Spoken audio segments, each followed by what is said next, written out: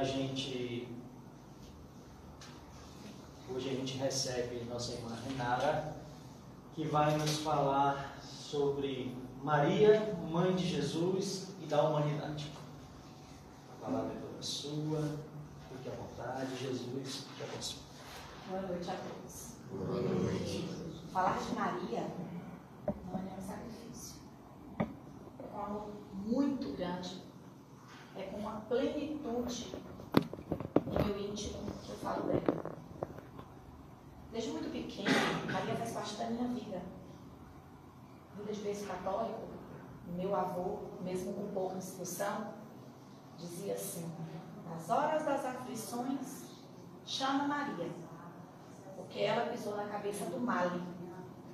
Se a gente for olhar uma imagem de Maria, ela está com os pés, sobre a cabeça de uma cobra, que simboliza todos os males físicos, morais, espirituais, aos quais convivemos todos os dias. E fui criada rezando Ave Maria. Eu acho que foi uma das primeiras coisas que aprendi, foi rezar Ave Maria. E depois, diante das vicissitudes da vida, quando eu precisei devolver meu filho a Deus, foi com ela novamente que me apeguei. E de uma forma muito íntima e sincera. Eu falo com muito respeito, mas em tom de brincadeira, que Maria é minha íntima. Então hoje, Maria faz parte da minha vida como uma melhor amiga. Então é com muito amor que a gente vai falar de Maria. Nesse momento, eu gostaria que vocês imaginassem Maria da maneira como vocês a conhecem. Não importa se na forma de uma bola de luz, se naquela imagem pictografada, Nossa Senhora de Guadalupe, Nossa Senhora de Lourdes, Nossa Senhora de Fátima, as diversas representações de Maria. Eu convido a vocês agora que fechem os olhos, que façam essa ligação direta com a Maria que habita em vocês.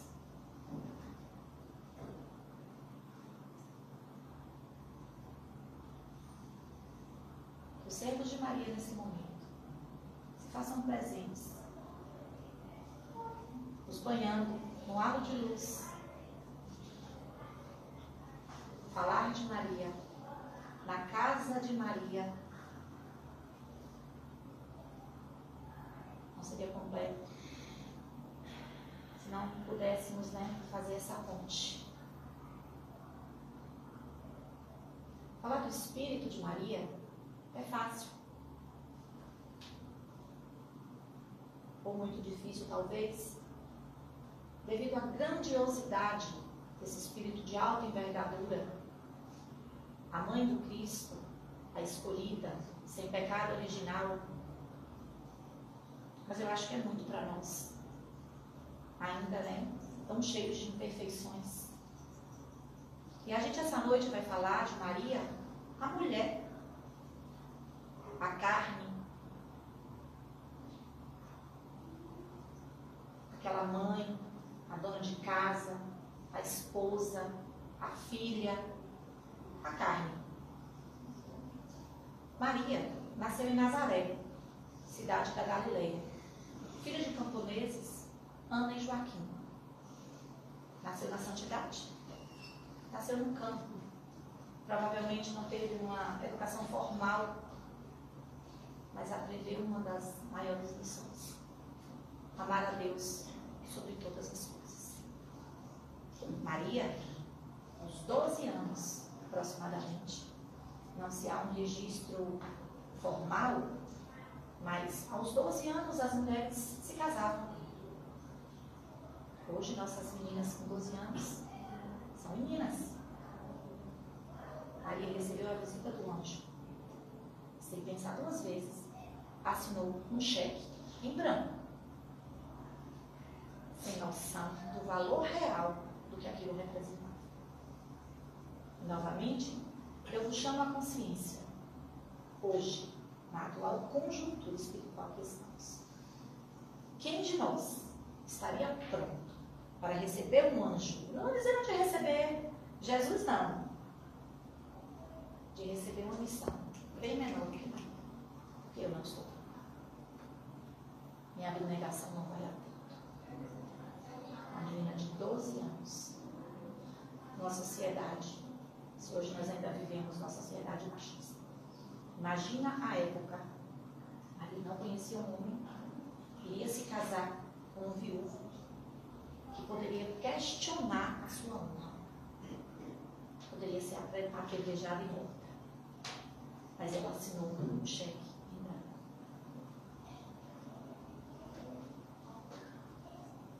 De acordo com o livro, Maria de Nazaré, do Espírito Milanês, a terra se preparou para receber esse Espírito.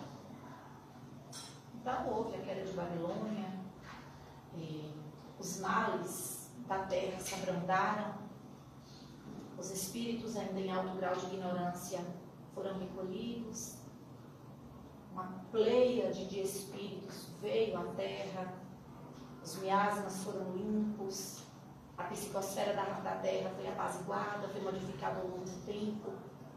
Quando Maria nasceu, a terra era próspera. E a Galileia produziu grãos em excesso. As águas límpidas e cheias de peixe. Os campos cheios de grãos e flores. Uma completa harmonia para receber aquela que seria a mãe do Salvador. Maria, quando ela assinou esse cheque, ela não sabia.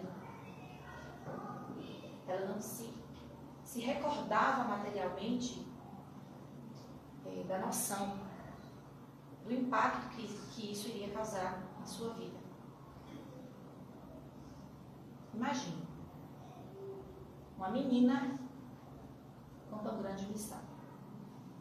Muitas vezes, a nossa missão é tão pequenininha, e não é diminuindo a dor de ninguém, não.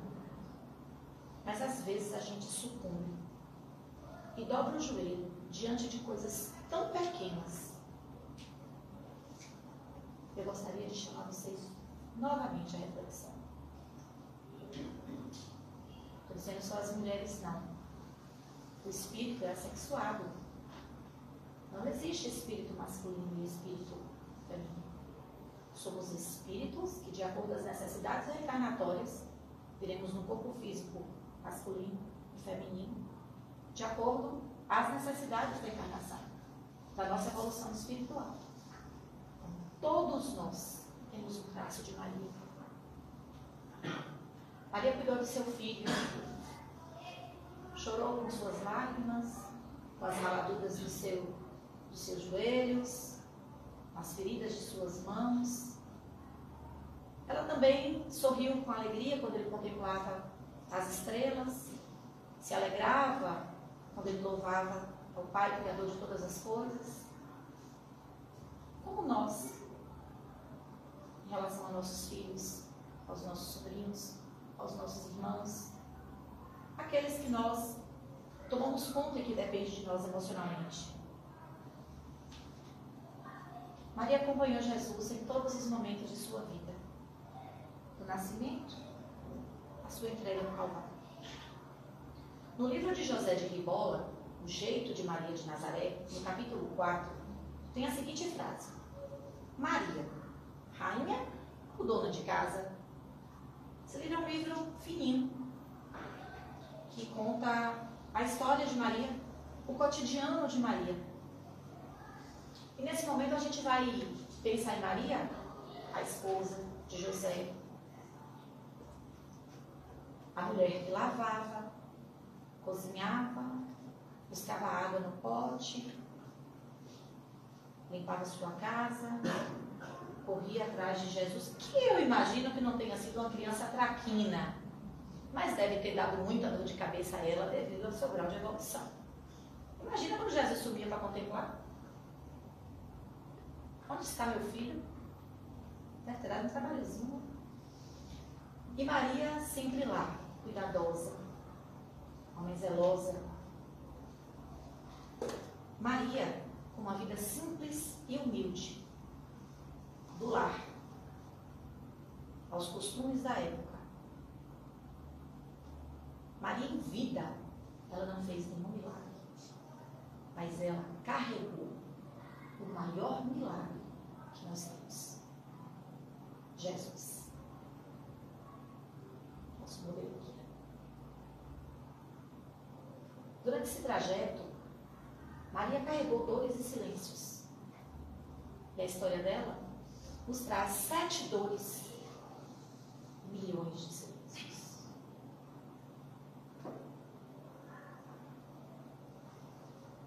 Maria começou suas dores lá com a profecia de Simeão. O profeta Simeão, no templo, profetiza a Maria que uma espada transpassaria sua alma, indicando o sofrimento que ela enfrentaria devido a seu filho. Imagina Maria ouvindo isso.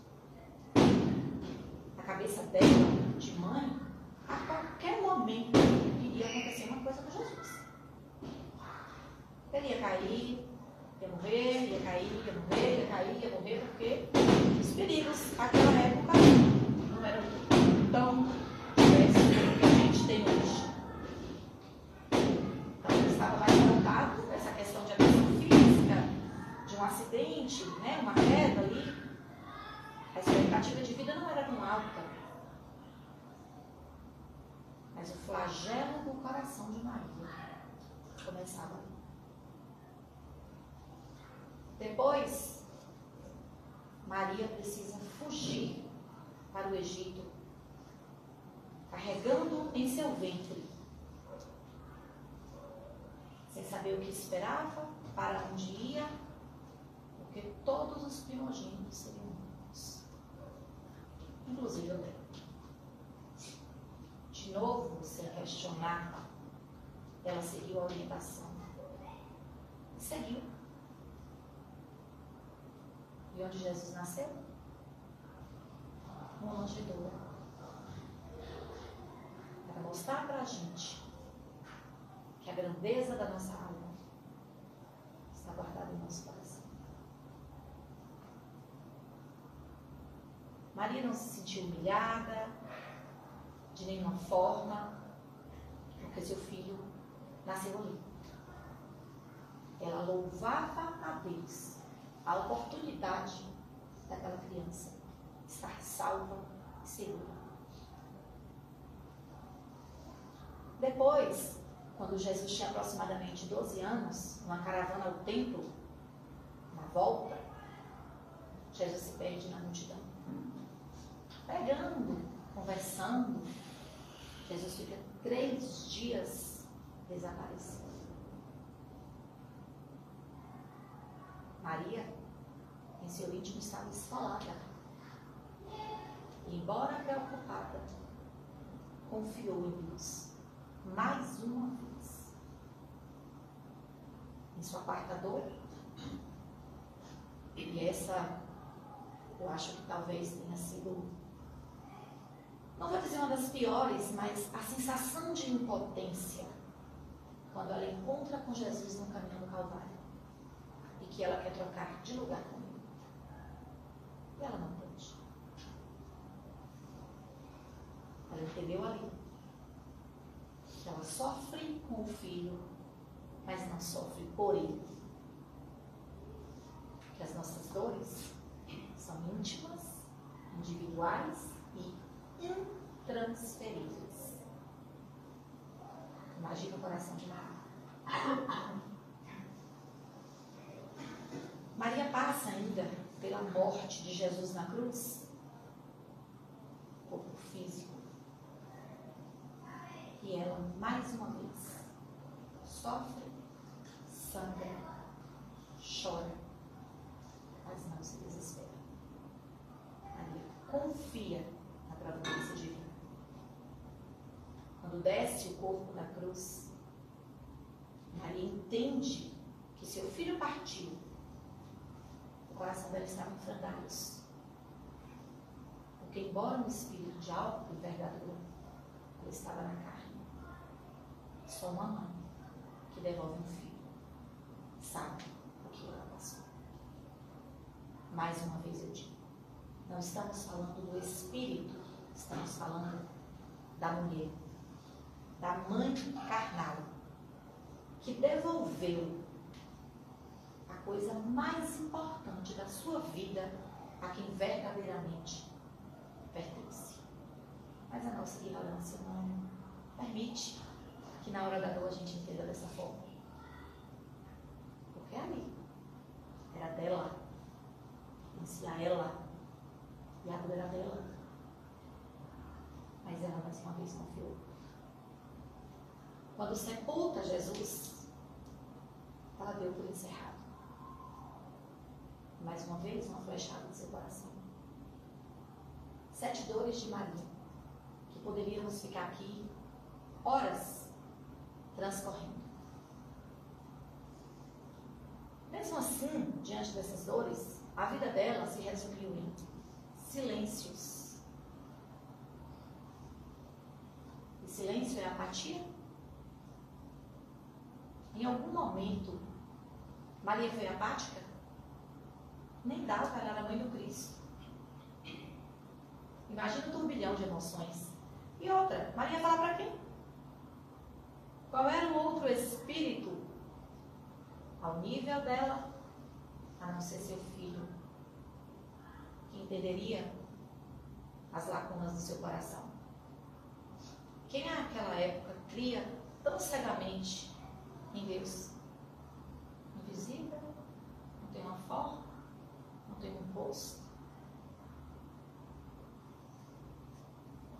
Imagina se hoje, diante de tantas provas que a doutrina nos mostra tão claramente, nossa fé é tão vã, a gente sucumbe por tão menos. Mas Maria se calou. Em nenhum momento Maria foi apática. Simplesmente o que ela fazia? Orava. Maria orava. Os silêncios de Maria não se deram em revolta. Os silêncios de Maria se deram em fé, resiliência, resignação. Ela sofria, mas ela entendia que tinha um propósito maior por trás de tudo aquilo. Maria entendia que a missão do seu filho era maior do que a sua dor. Ela sabia que Deus, Pai de amor e misericórdia, não estaria punindo o seu filho, mas sim salvando a humanidade, dando a oportunidade de nos apresentar o amor da forma mais pura, sem troca, sem pagamento, sem barganha, simplesmente o amor. O amor mais próximo do amor de Deus é o amor de mãe.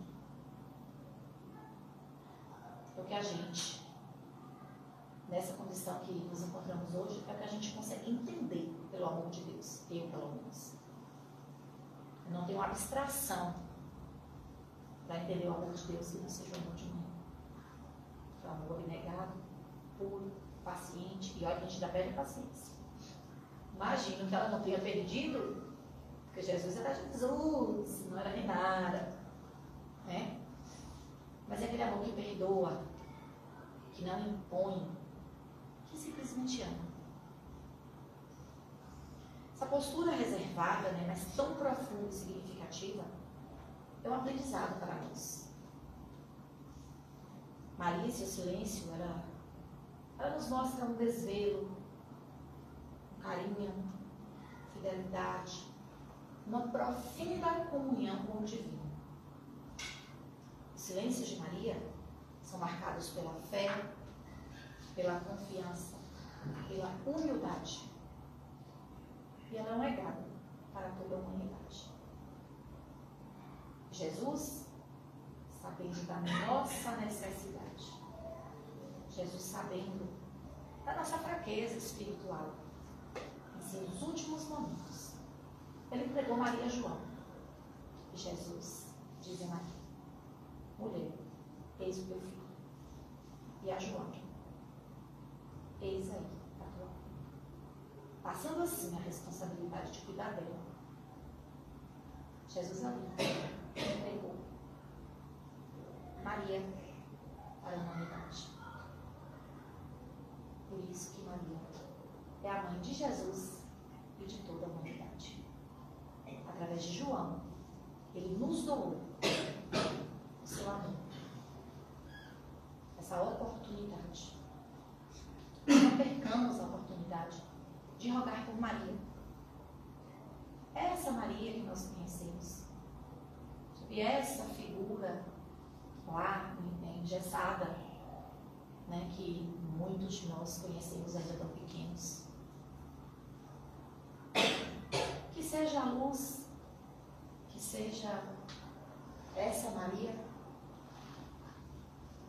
que seja o que tem dentro do nosso coração, mas que a gente, homem, mulher, tenhamos um pouco de Maria. Que possamos olhar para os nossos semelhantes sem julgamento. Sei que não é fácil. Sei que vivemos em sociedade. As leis sociais precisam ser cumpridas para que a sociedade tenha equilíbrio. Eu estou dizendo de humanidade, de dignidade emocional e compaixão.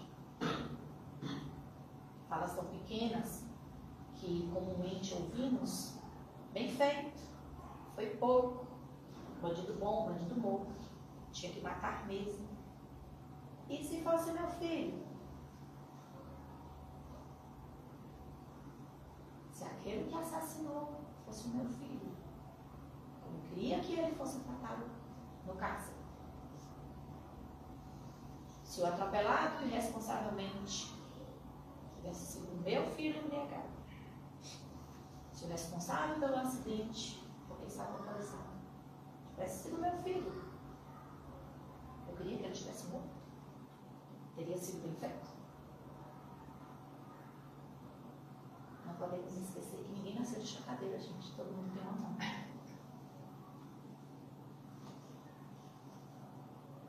Todos nós estamos aqui para evoluirmos. Você está apoiando o erro? Não estou apoiando o erro. A sociedade precisa seguir. O que a gente entende hoje é a punição, infelizmente.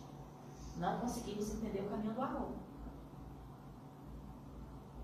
Quando Maria continuou os cuidados de João, e ele em sua peregrinação, Maria instalada cuidando dos caminheiros, Maria recebia os viajantes, os peregrinos, os doentes, os órfãos.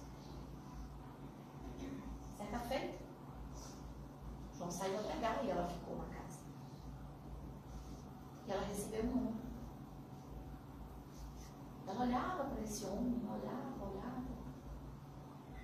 E achava que o conhecia de algum lugar. Ficava a olhar. Quando ele estende as mãos, achadas. Olha os pés. A marca dos cravos. No peito, o furo da lança. Mulher, eu vim te buscar. E Maria segue com seu filho amado para a espiritualidade bendita. Quando ela chega lá, uma das primeiras coisas que ela faz, buscar Judas no vale dos suicidas. Judas, aquele tido como traidor, que por causa dele, seu filho não estava em seus braços. Tem noção do que é isso? Tem noção do tamanho do amor, da resignação, da resiliência? Não somos Maria. E gostaria humildemente de pedir a cada um de vocês, e essa lição também é para mim, que saiamos daqui hoje com o pensamento de evitarmos julgar nossos irmãos. Não é fácil. Não vamos conseguir na maioria das vezes. Mas se a gente pelo menos conseguir começar a pensar, não fazer, a olhar nosso irmão como um adoecido, o irmão que não está em sã consciência. Ah, mas é fácil, você diminui o erro. Ele já tem a carga para carregar, não precisa que a gente imponha mais uma, e nem a nós. E não está. A gente aponta o dedo para frente, fomos 4 em nossa direção. Não julguemos para não sermos julgados. Que possamos amparar nossos irmãos. Se a gente não sabe o que falar, a gente ouve. Mais nada. A história não é minha. Talvez se eu estivesse naquele lugar, eu faria pior. Vamos respeitar as dores alheias. Vamos pedir a Maria que nos acompanhe com mais frequência. E que possamos perceber essa companhia diária em nossas vidas. Garanto a vocês, isso vai fazer um bem enorme a nós e à humanidade. Muito obrigada pela atenção de vocês.